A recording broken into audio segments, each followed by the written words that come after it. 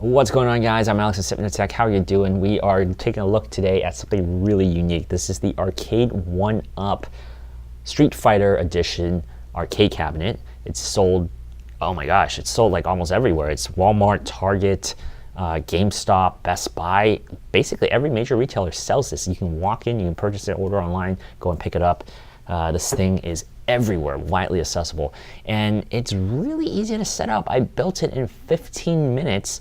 It's a about 4-foot arcade cabinet, so it's a mini arcade cabinet where you can either sit down on it or you can purchase a riser from Arcade 1-Up as well to make it a full size. So I'm going to stand out about 5'7", 5'8". As you can see, it's like a little bit above my stomach, almost to my chest area at the max height, so it's about 4 feet tall. This is also really heavy. It's about 60 pounds, so once you build it, you probably have to set it down and you want to keep it there. I do want to say though, when you're playing and when you're getting into the midst of it, it does shake a little bit, so you do want to mount it on something, or like I said, use the riser so it holds into place that extra weight. So even though it's 60 pounds, it still moves quite a bit, especially when you have 2 people playing it.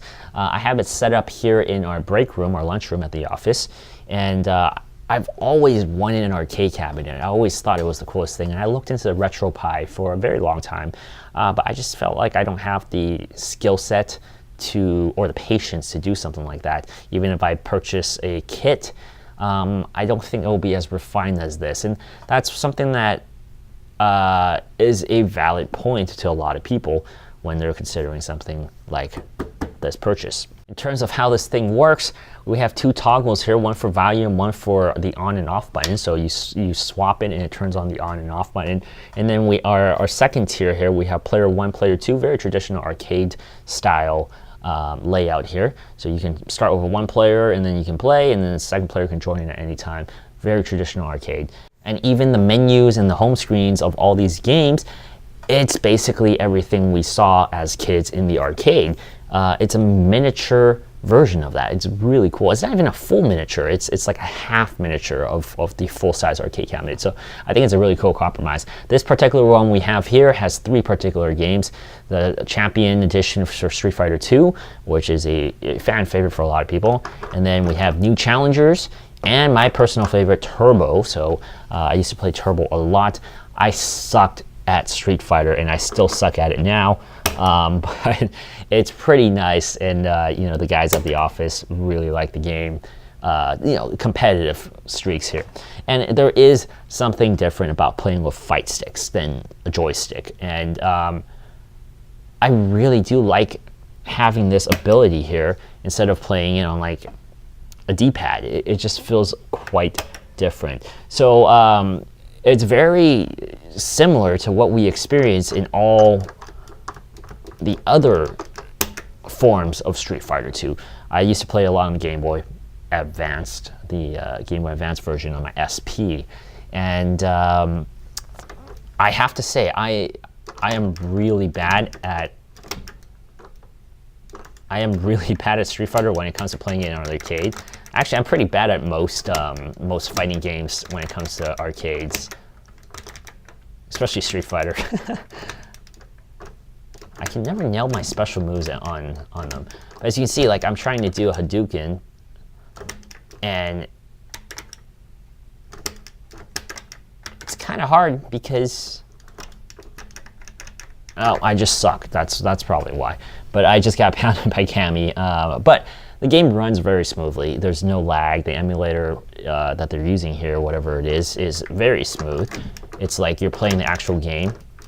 And then, of course, if you play Turbo, it's even quicker because that's how the game works. Oh, there we go. I finally landed a Hadouken on him. Yeah, I'm sorry, guys. I'm the worst in Street Fighter. I get pounded in this game. A little better at Mortal Kombat.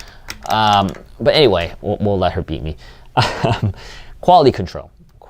So we'll start by the buttons and the fight stick.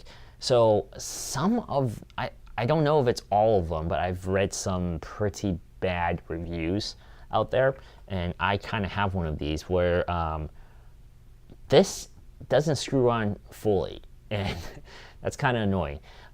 This is a little bit of an easy fix because these are widely purchasable on Amazon. You can always buy your own fight stick, and I think you can replace this pretty easily. Some of the guys at the office were saying it's an easy fix if we really wanted to. It's not that big of a deal. It doesn't screw on. It only screws on like 15% of the way. And the buttons are clicky, so the buttons are actually pretty solid. They're not the most tactile ones that you would find like on an actual full arcade cabinet in an arcade, but for something that you can purchase like in this package, I do think the buttons are acceptable. And some of the other guys at the office who are pretty hardcore gamers, they actually were pretty surprised at this too. We didn't expect a lot when we first put this together, but I was pleasantly surprised at that.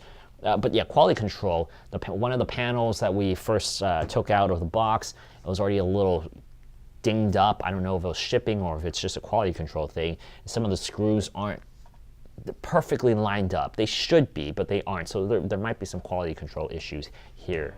Once again, my name is Alex of Hypnotech. Thank you guys so much for watching. I really like taking a look at things that just aren't common out there, and not everybody has it. And this is definitely one of them. Let me know what you guys think of this cabinet, and I'll see you guys next time. If you like this video, be sure to like, comment, and subscribe.